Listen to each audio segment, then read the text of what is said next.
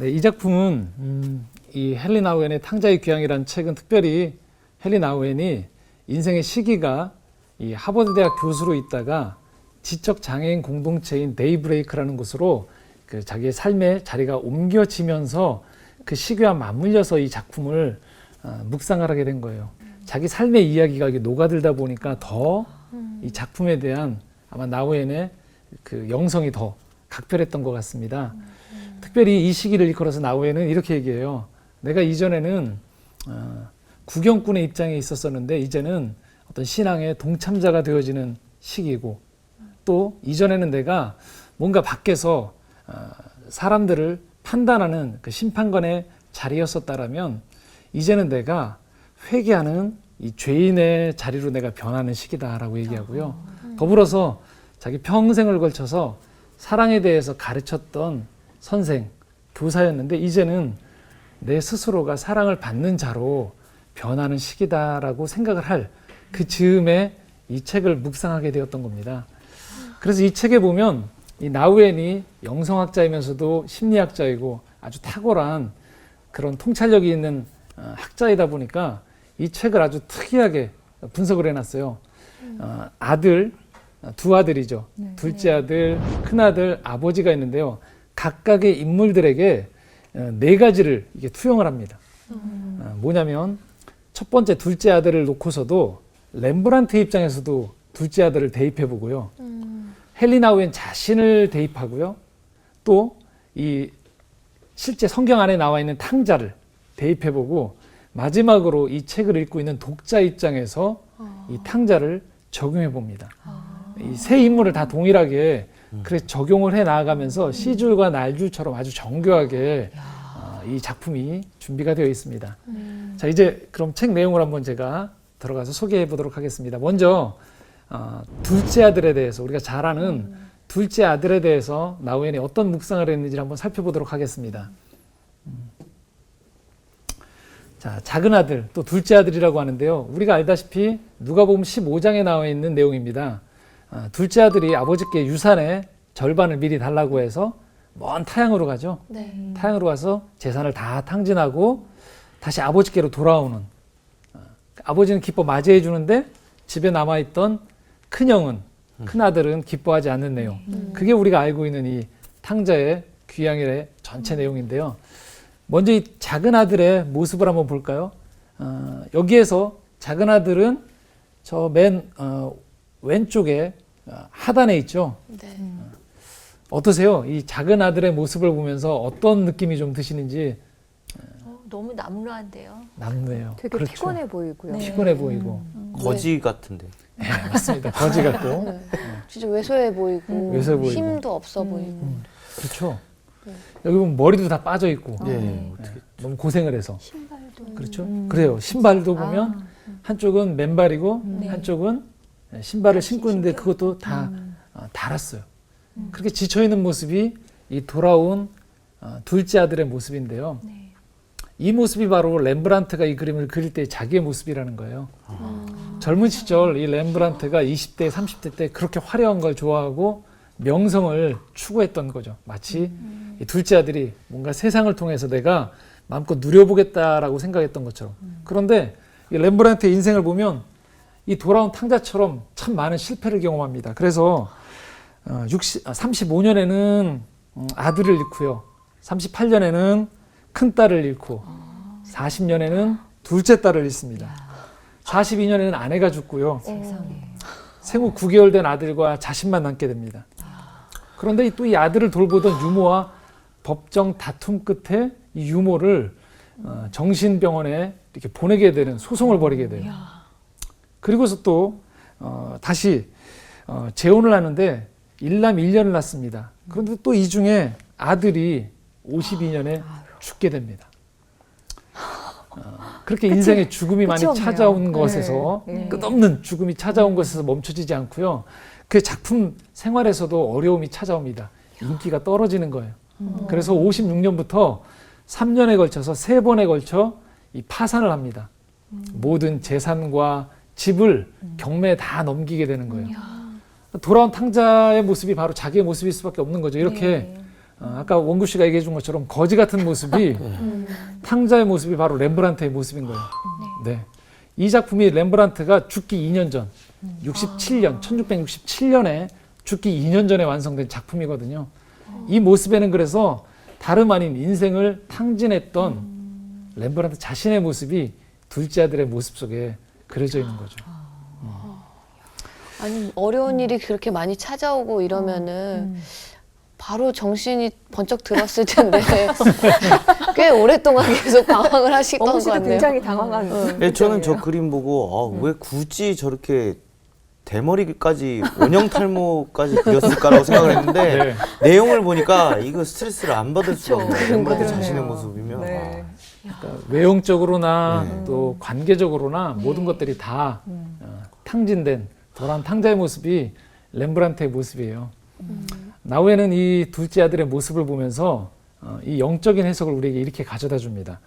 한 사람이 집을 나간다. 이거는 단순히 집을 나가는 게 아니고요. 가정을 차갑게 거부하는 거다라고 얘기하고요.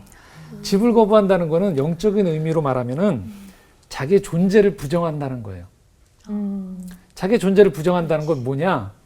하나님이 내 존재에게 말씀하시는 음성을 내가 안 듣는다는 거예요. 자, 그러면 집에 있을 때 하나님이 우리에게 어떤 음성을 들려주시느냐? 바로 이 음성을 들려주신다는 거예요. 내가 너를 사랑한다. 너를 존재 자체로 기뻐한다. 그러니까 그냥 집에 있을 때 우리 생각해 보시면 어떠세요? 편안하죠? 네. 일반적인 가정을 말하는 거예요. 여기 번복하시나요? 일반적으로 저희가 가정을 네. 생각해 볼 때 가정에 있으면 그냥 편안한 거죠. 그리고 뭘 안 해도 존재 자체로 내가 기쁜 거예요. 그런데 우리가 세상에 나가면 긴장하죠. 어느 곳에 가면 긴장하게 돼요. 어떤 세계로 접어드냐? 집을 나가게 되면 이런 세계로 접어들게 돼요. 만약이라는 세상으로 들어가게 된다는 겁니다. 자, 만약이 뭘 말하냐? 만약 내가 나한테 사랑을 받으려면 네가 똑똑한 걸 증명해봐. 내가 능력 있다는 걸 증명해봐. 라는 거죠. 만약에 내가 정말로 그렇게 사랑받을 만한 가치가 있는 사람이면 그걸 나한테 증명해 보라니까 라는 세상에 우리가 나가게 된다는 거예요. 하나님 아버지라는 그 집안에 있을 때는 우리는 우리 존재 자체로 인정을 받고 사랑을 받아요. 그런데 내가 하나님 아버지를 떠나게 되어지는 순간 우리는 이 만약이라는 세상 속에서 그 만약의 그 조건에 맞추는 노예가 되어진다는 거예요.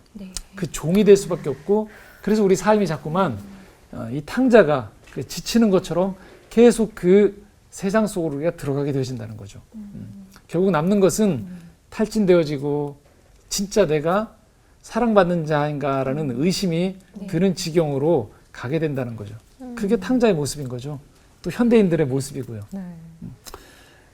이 둘째 아들이 그렇게 세상 속에서 다 탕진하고 이 만약의 세상 속에서 완전히 모든 것들을 잃어버리고 난 다음에 이제 탕자가 정신이 번쩍 들죠. 내가 이렇게 살 존재가 아닌데 성경 누가복음 15장에 보면 탕자 재산을 다 탕진하고 난 다음에 돼지가 먹는 주염 열매를 같이 먹는다라고 나오죠. 그러니까 짐승 같아지는 거예요. 그러다가 생각이 번뜩 난 거죠. 내가 짐승이 아닌데 나는 사람인데 내 집에 돌아가면 아버지가 나를 받아주실 수 있는데 라고 생각하는 거예요. 그래서 돌아오는데 그 지점에서 한 가지 조건의 세상에 살던 습관이 남아있다 보니까 둘째 아들이 집으로 돌아갈 때에도 조건을 붙이는 거예요. 아들로는 내가 못 가겠다. 그래서 고용된 일꾼으로 돌아가겠다라고 생각하는 거죠. 그래서 아들로 돌아가는 게 아니고 아버지께 가서 내가 열심히 일을 할 테니까 나를 품삯을 주시고 좀 밥을 주십시오라는 생각으로 돌아간다는 거예요. 그런데 이 지점에서 나우에는 아주 차갑게 거절합니다. 그러면 안 된다라는 거예요. 왜냐? 그렇게 돌아가는 건 진짜 회개가 아니라는 거예요. 자기 생각대로의 회개다라는 거죠. 결국은 그렇게 돌아가서 만나는 하나님은 어떤 하나님이냐? 호된 심판의 하나님이라는 거죠. 여전히 그 하나님 안에선 처음에 우리가 가졌던 너를 있는 그대로 사랑한다라는 그 아버지가 아니고 조건의 하나님으로 내가 만나게 된다는 거예요. 우리가 신앙생활을 하면서 이런 생각들을 자주 하게 돼요. 내가 하나님 아버지의 자녀입니다라고 얘기하는데도 불구하고 우리도 모르게 자꾸 조건을 붙이는 거죠. 네. 이래야지 하나님이 나를 사랑하셔. 이래야지 나를 받아주셔. 근데 하나님은 잘못한 게 얘기해요. 많아서. 네. 나는 내 아들이라니까. 너는 내 아들이야. 내 딸이야라고 얘기하는데 그런데 우린 자꾸만 조건을 붙여요. 아니에요. 아버지가 아니에요. 나는 내가 조건을 붙입니다. 내가 이거 할 테니까 그때 되면 나한테 보상을 주십시오. 라고 얘기한다는 거예요. 그렇게 되어지면서 우리는 지배거하면서도 진정한 신앙 안에서의 자유함, 평안을 못 누리게 된다는 거죠.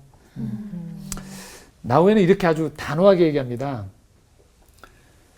용서함을 받으려면 하나님께서 진정 하나님이 되사 모든 것을 치료하시고 회복하시며 새롭게 하시기를 전폭적으로 바라는 마음이 필요하다라는 거예요. 여기서 주목할 단어들은 이런 거예요. 둘째 줄에 나와 있는 진정, 또 셋째 줄에 모든 것, 그리고 넷째 줄에 전폭적이다라는 거예요. 하나님께로 돌아가는 것은 그래서 하나님 안에 거한다는 것은 그렇게 우리식대로 뭔가 몇 가지를 놓고 하나님과 거래하는 게 아니고요. 완전한 하나님 아버지 품 안에 전폭적으로 우리가 안겨지는 걸 말해요. 그렇게 되어지지 않으면 우리가 신앙생활을 하면서도 진정 마음의 자유가 없다는 거죠.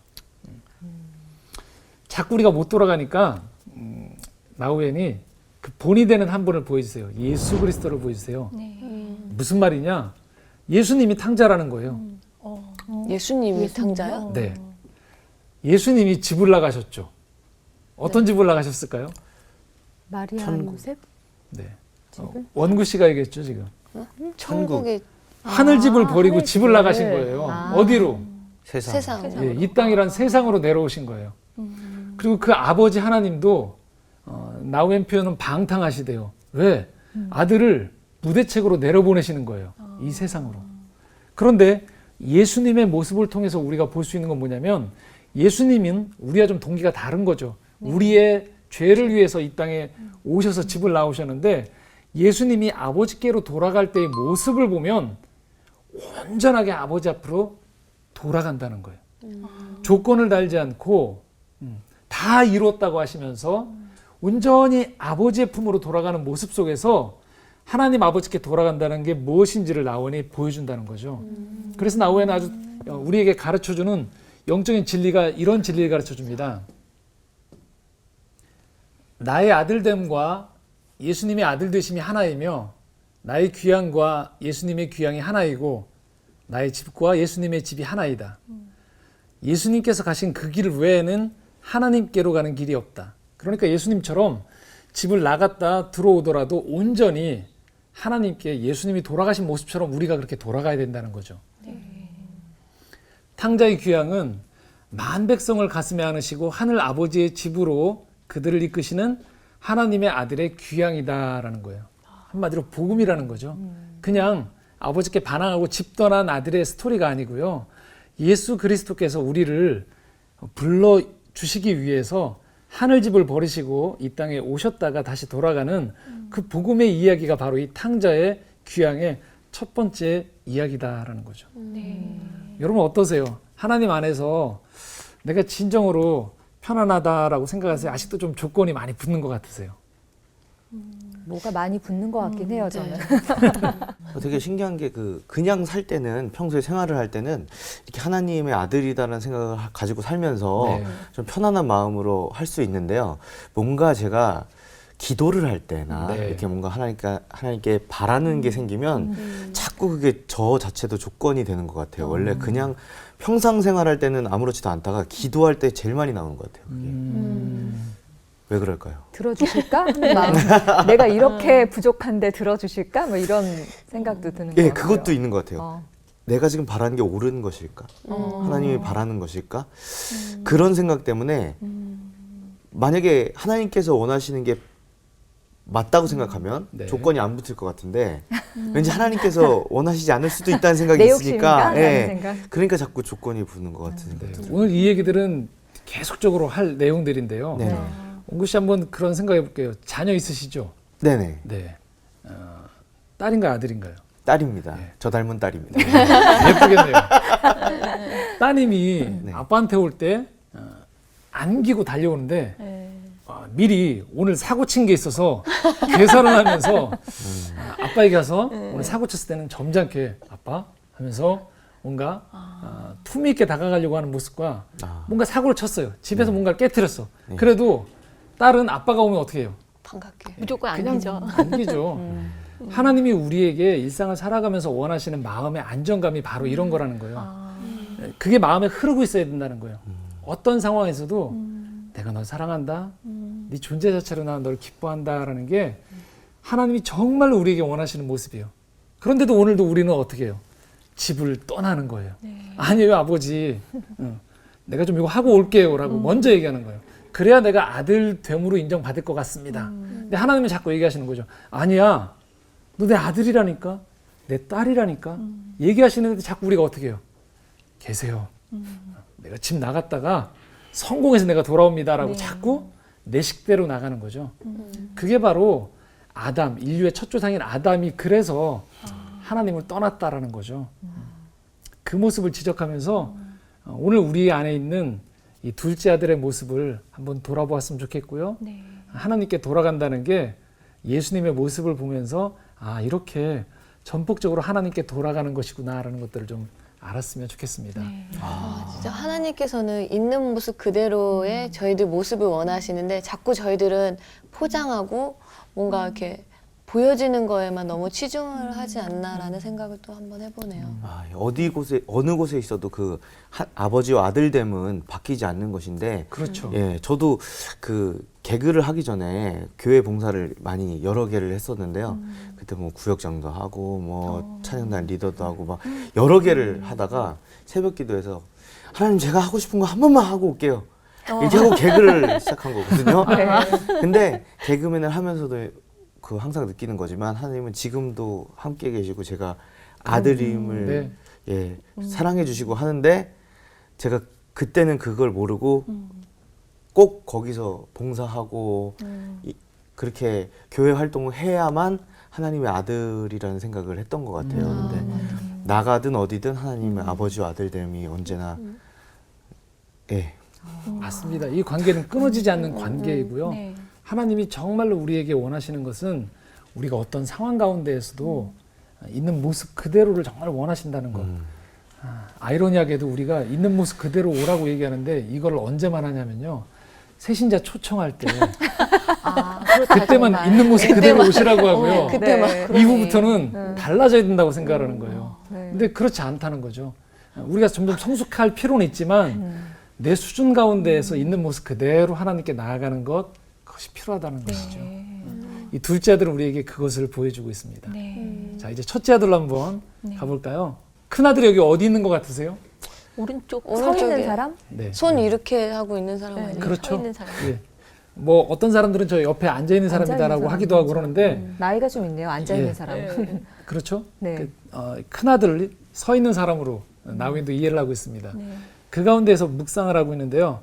여기 보시면 또 어떤 생각이 드세요? 큰 아들을 보시면서. 왜 이렇게 탐탁지 않은 모습으로 떨떠름한데요? 아빠와 둘째 동생을 바라보고 있는지 모르겠네요. 그럴 것 방관자? 같아요. 큰 아들 입장에서는. 방관자, 네. 떨떠름하고 담담하게 보는 것 같아요. 담담하게, 네, 감정 없이. 감정 없이 무표정하게. 네. 일단은 가운데 공간이 비어 있어요. 아버지와 아들 사이에 공간이 비어 있죠. 이게 관계의 어떤 빈 공간을 의미하는 거고요.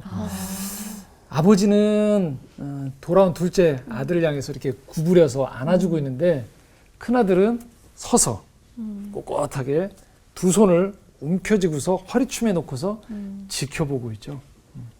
이 모습이 우리가 살아가는 가운데에서 큰아들의 모습처럼 살아갈 수 있다는 거예요. 왜냐?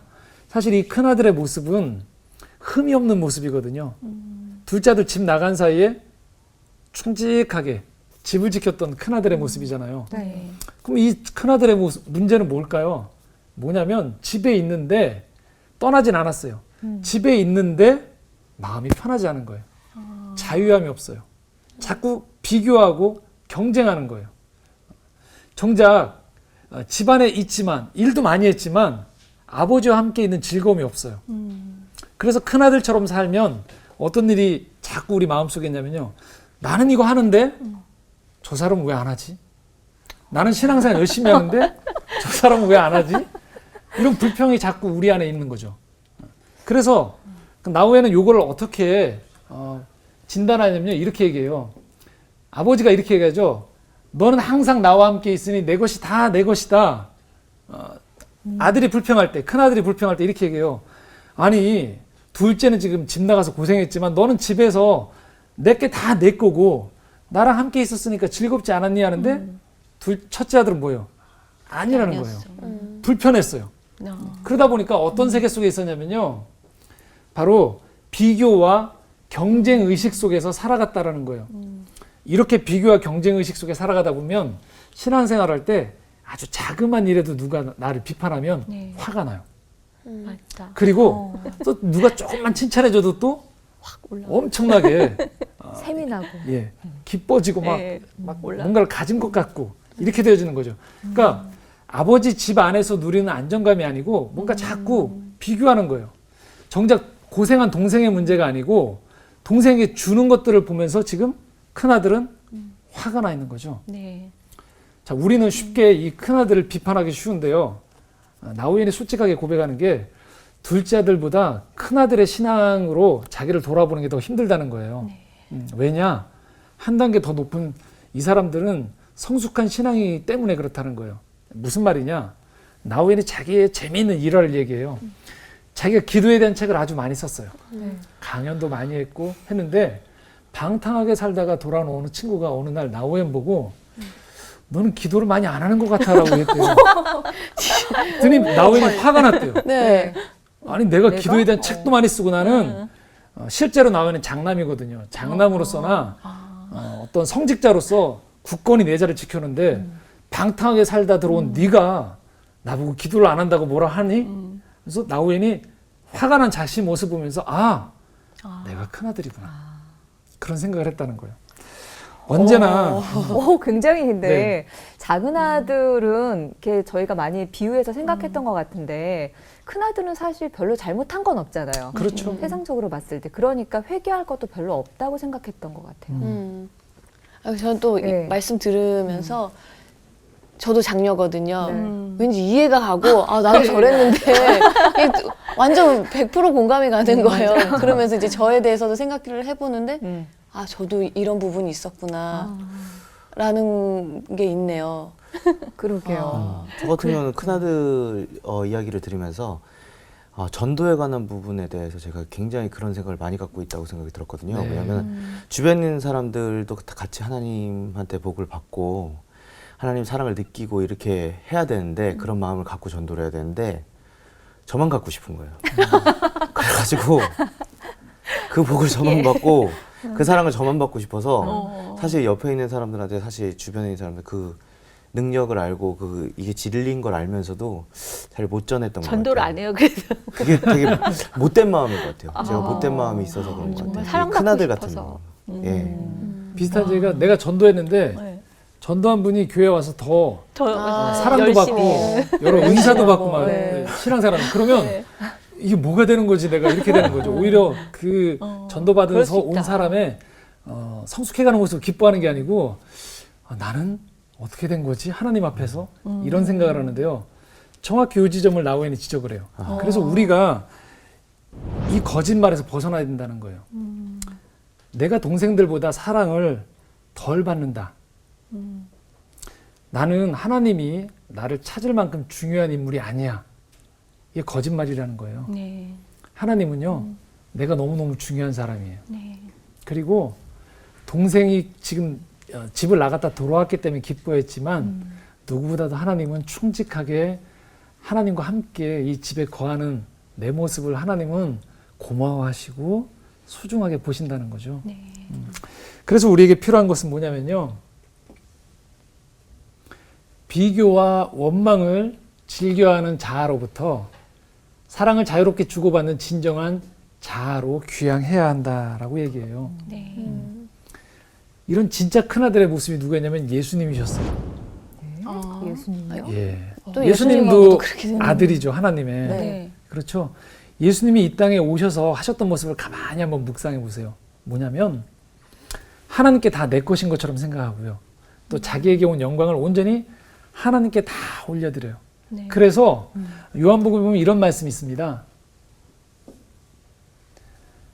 요한복음 3장 35절에 아버지께서 아들을 사랑하사 만물을 다 그 손에 주셨으니 네. 하나님께서 예수님께 만물의 모든 것들을 다 주셨어요. 그런데 예수님은 이것을 흡족히 누리셨어요. 아, 아버지가 나에게 이것을 주셨다. 그래서 예수님은 장자로서 하나님의 아들로서 불평함이 없어요. 너무너무 하나님 안에서 누린다는 것이 무엇인지를 잘 아셨다라는 거죠. 그래서 오늘도 우리가 신앙생활에 나가면서 벗어나야 되는 마음 중에 하나가 이 큰아들 컴플렉스죠. 뭔가 오늘도 이 세상에서 아직도 돌아오지 못한 탕자들을 보면서 지금 이 자리를 지키고 있는 것들에 대한 감사도 있어야 되고요. 네. 조금 만족함, 즐거움들이 있어야 되는데 어느새 우리가 그런 모습들이 자꾸 사라지고 큰아들처럼 자꾸 돌아온 사람들을 보면서 교회에선 자꾸 새신자만 환영해. 자꾸 나는 이미 헌신자가 되어져서 여기서 헌신자라는 거 정말 낡은 것처럼 생각을 하는 거죠. 깊이 헌신한 사람이 아니고 그런 사람처럼 생각하면서 어느새 내 안에 하나님 안에 거하는 즐거움이 점점 사라지는 그 모습, 큰아들의 모습을 보면서 우리가 그런 모습들을 좀 발견했으면 좋겠다라는 겁니다. 아, 그러네. 이제 마지막으로 세 번째로 우리가 볼 모습은요, 아버지의 모습이에요. 돌아온 둘째 아들을 보는 이 아버지의 모습을 보면 여러분 어떤 표정이 연관되시나요? 안심이 좀 되시는 것 같아요. 안심이 되는 예수님의 표정 같은 느낌. 예수님의 표정 같은. 그림상으로. 다독여주는 것 같아요. 네. 저는 저 아버지의 눈이 네. 짓물르신 거 아닌가 그런 생각이 들어요. 맞아요. 실제로 시력이 잘 안 보이시는 거죠. 너무 말년에 기다려. 렘브란트도 시력이 많이 나빠졌고 이 말년에 아까 말씀드렸듯이 67년에 죽기 2년 전에 이 작품을 완성했던 파란만장했던 렘브란트가 63세에 죽거든요. 네. 근데 그 모든 풍파를 자녀도 많이 죽고 아내도 죽고 모든 풍파를 다 겪고 난 다음에 진정 자기가 돌아갈 곳이 어딘지를 알았던 이 렘브란트의 모습이 이 아버지의 모습 속에 또 투영되어 있다라는 거죠. 이 아버지의 모습을 보면요, 먼저 주목하실 것이 이 아버지의 두 손이에요. 두 손의 크기가 다르고요. 네. 두 손에 가만히 보시면 이 강조점이 다릅니다. 왼손은요, 좀 더 강하게 아들을 움켜쥐고 있고요. 좀 더 커요. 반면에 오른손은 부드럽게 아들을 감싸 안아주고 있어요. 하나님 아버지 안에서 이 아버지 안에 모성과 부성이 함께 있다는 거죠. 네. 그래서 이 아버지의 모습 속에서 우리는 발견할 수 있는 게 뭐냐면요, 하나님은 오늘도 우리를 붙잡아 주기도 하시면서도 동시에 어루만져 주신다는 거예요. 네. 위로해 주시면서도 이 세상, 험난한 세상을 지켜주시는 아버지의 모습이 이 렘브란트 그림 속에 있고요. 또 두 번째 모습이 있습니다. 그것은 뭐냐면 함께 기뻐하고 함께 슬퍼하는 아버지의 모습이라는 거예요. 이게 뭘 말하냐면요, 아들이 돌아왔을 때 아버지가 혼자 기뻐하지 않고 잔치를 벌려요. 여러 사람과 네. 혼자의 기쁨을 누리지 않고 여러 사람과 잔치를 누린다는 거죠. 그렇기 때문에 큰아들이 싫어하는 거죠. 왜 혼자 기뻐하시지 그러면 잔치를 여십니까? 근데 하나님이 우리에게 원하시는 게 뭐냐면요, 함께 기뻐하자는 거예요. 인생을 살아가면서 이 땅에 기뻐할 일들이 참 많다. 그런데 어떤 사람은 이럴 때 이렇게 제동을 걸어요. 아니, 이 세상에 슬픈 일들이 이렇게 많은데 어떻게 기뻐할 수 있습니까? 그런데 하나님이 이렇게 얘기하세요. 아니, 한 영혼이 지금 돌아오고 있지 않느냐. 아들이 돌아오고 있지 않느냐. 기뻐할 수 있다. 근데 동시에 아직도 돌아오지 않은 많은 아들을 보면서 하나님은 또한 슬퍼하고 계세요. 세상과 하나님의 차이가 뭐냐면요, 세상은 기쁨과 슬픔을 양극단으로 나눠요. 그런데 하나님은 기뻐하면서 동시에 슬퍼하기도 하시고요. 네. 슬퍼하시면서 동시에 기뻐하신다는 거예요. 네. 오늘 우리가 하나님 안에 살아간다는 것은 뭘 말하냐. 그래서 이 땅에서 하나님 안에서 행복해야 돼요. 기뻐해야 돼요. 오늘도 내가 하나님 안에 거한다는 것 때문에 기뻐할 줄도 알아야 되고요. 하나님 안에서 그 아버지가 그 아들을 맞아 잔치를 벌이듯이 기뻐할 줄 알아야 돼요. 동시에 세상을 살아가면서 여전히 남아있는 이 슬픔들에 대해서도 슬퍼할 줄 아는 마음이 같이 있을 수 있다는 거죠. 네. 우리가 집 안에, 하나님의 집 안에 거하면 이 두 가지가 공존할 수 있어요. 네. 따로따로 분리되어지는 게 아니고요. 하나로 될 수 있다는 거죠. 오늘 나우에는 그래서 우리가 진정 아버지를 닮아가기 시작하면 이런 모습을 만날 수 있다는 거예요. 하나님은 우리를 오늘도 용서하고 위로해 주세요. 그리고 치유해 주시면서도 더불어서 잔치를 베풀어 주시는 그 하나님이 우리의 아버지가 된다는 거예요. 우리 모두가 이 아버지로의 소명으로 부름받았다라고 얘기합니다. 한번 이 질문을 여러분한테 던져보셨으면 좋겠어요. 나는 진정 그 아버지처럼 되기를 원하는가? 용서함을 받는 자뿐만 아니라 용서해 주는 자가 되기를 원하는가? 환영을 받으면서 집에 돌아오는 자뿐만 아니라 귀양을 환영해 주는 자가 되기를 원하는가?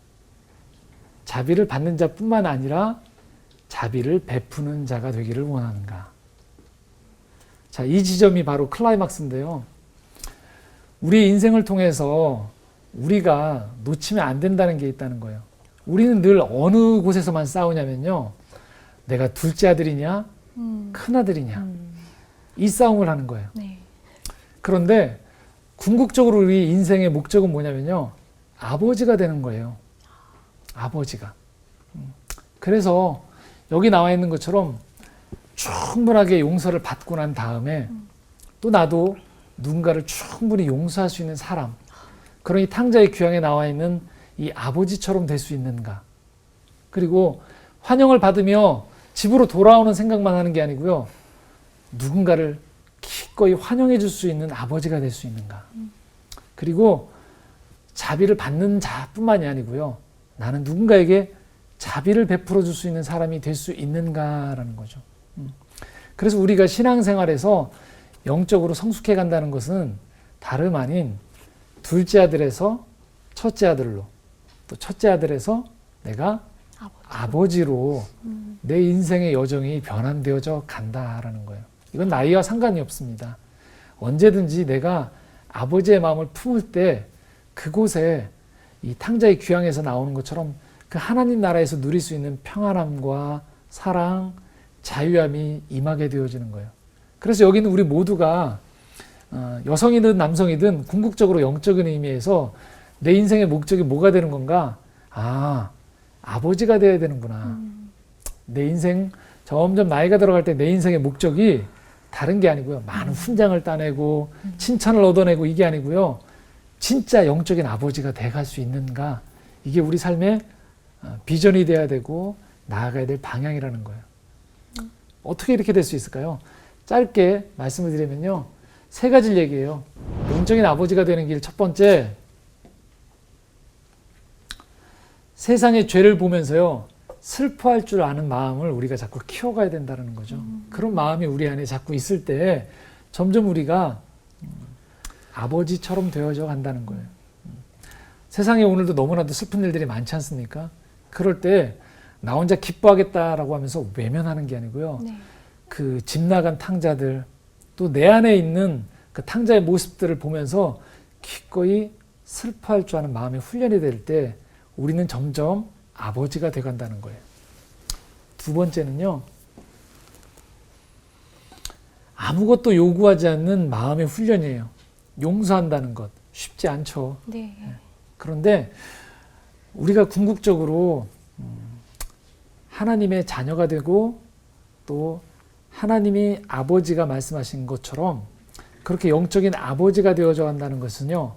끊임없이 이 아버지가 둘째 아들이 돌아왔을 때 뭔가를 요구하지 않잖아요. 네. 그런 것처럼 점점 우리 생활 가운데에서 아무것도 요구하지 않는, 그러면 사람들을 받아들여 줄 수 있는 이 용서를 자꾸 배워져 가야 된다는 거죠.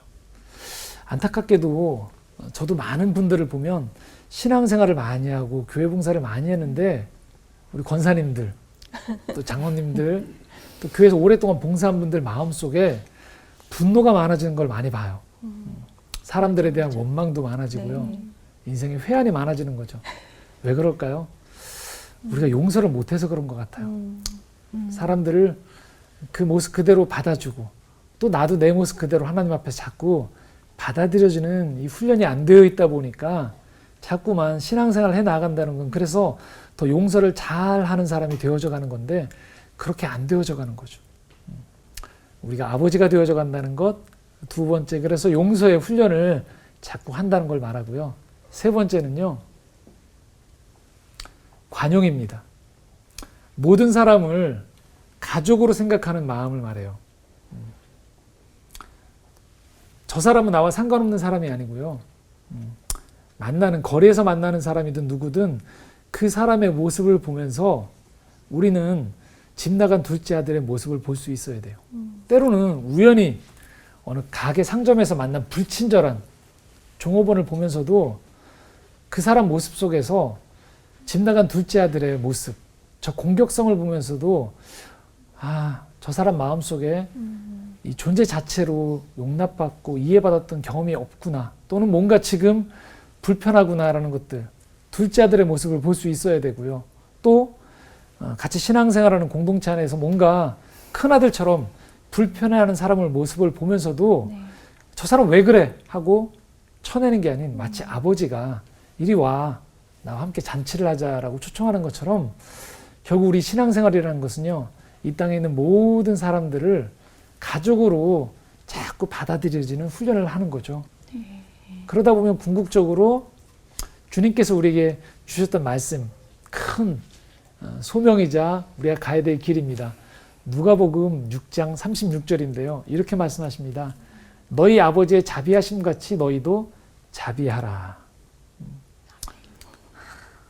이게 우리가 궁극적으로 가야 될 방향이라는 거예요.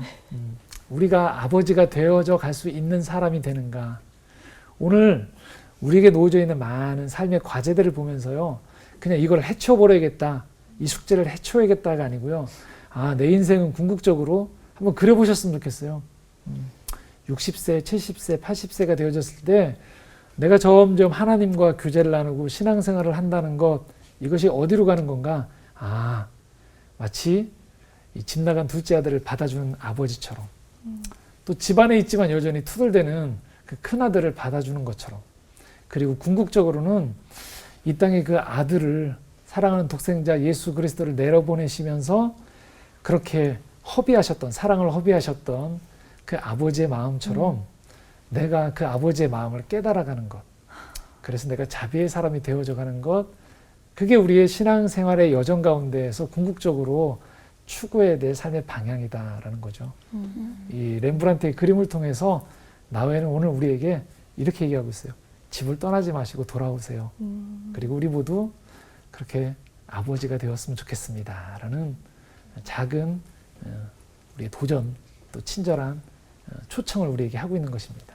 네.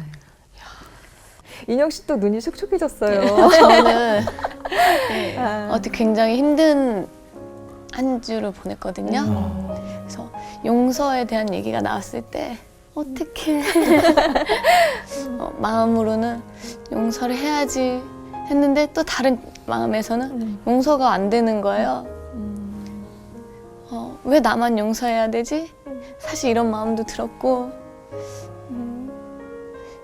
내가 믿는 사람이기 때문에 더 용서를 해야지 이런 마음으로 계속 이제 기도를 하고 있는데 자꾸 불쑥불쑥 그런 마음이 드는 거예요.